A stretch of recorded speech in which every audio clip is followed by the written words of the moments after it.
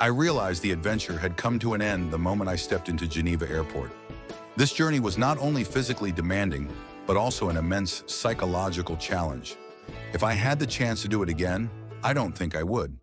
In September 2008, I left Switzerland and its comfort behind, beginning a 10-month solo survival on the Tofua island, part of the remote Tonga archipelago in the Pacific Ocean.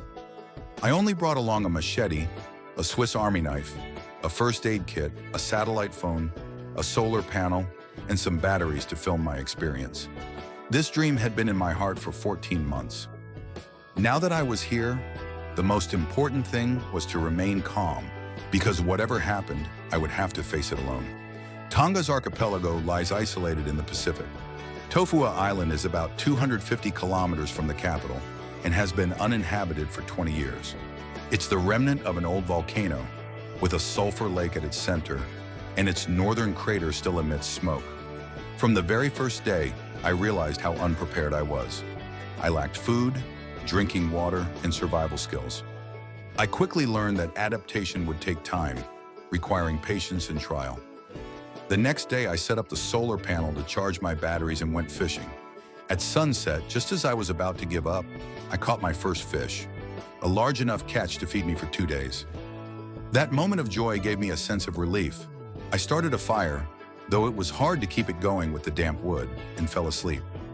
As the days passed, I understood the importance of preserving fish to ensure a stable food supply. Drawing from memories of my alpine home, I decided to build a smokehouse, just like my grandfather used to.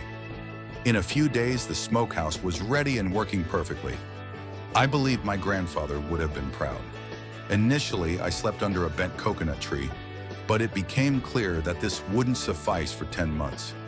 I began constructing a shelter from palm branches, hoping the roof would withstand rain. After 4 days, the hut was complete, and I finally had a proper place to live. One significant act I performed was stopping time. I buried my watch near the shore, believing it would absorb nature's rhythms. In the early days, fishing consumed most of my time, but I needed to innovate to avoid endless waiting. I devised an automatic fishing system using a large branch and a stone for counterweight. Still, food scarcity and isolation weighed heavily on me after just 8 days. I missed my family, friends, and familiar life. Loneliness became an overwhelming burden, and I questioned why I had chosen this path when I could have stayed comfortably at home. One day I read messages from my friends written on a flag they had given me for encouragement. Their words comforted me. Then, as if nature offered a gift, I spotted a pot of whales, a magical moment that dispelled my worries. I learned to live slowly, ensuring that every task was carried out with care and purpose. Just as I completed a new palm leaf roof for my hut, I was plagued by relentless mosquitoes. I tried clearing the area to let the sea breeze flow through, but the mosquitoes remained. I decided to climb to the top of the volcano to assess the situation.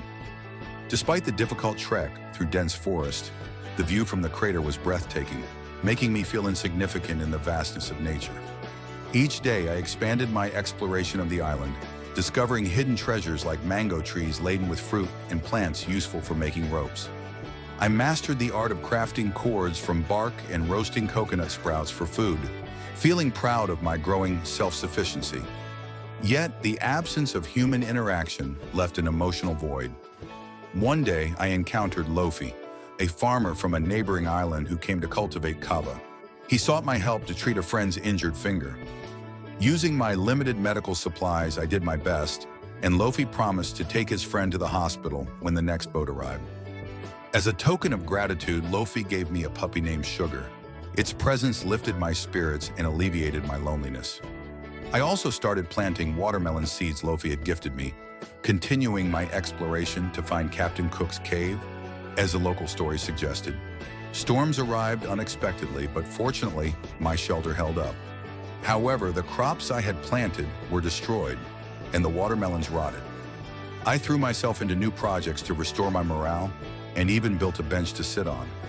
Despite the small comforts, each day on the island was a challenge, especially when I caught a piglet in one of my traps. I raised it as my own, but one day it wandered back into the forest. Though saddened by its departure, I understood that freedom was what it needed. Life on the island slowly became a routine, and the place began to feel like home. Christmas arrived and I called my parents via satellite phone to wish them well. It was my first Christmas spent alone. After 9 months, a friend from Switzerland visited me. We fished together, climbed the volcano, and shared stories of my time in isolation, the highs and the lows.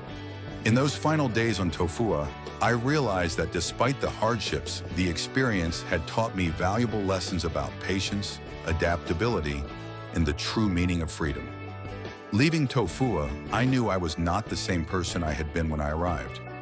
Although I was returning to civilization, a part of me would always belong to that wild and remote island.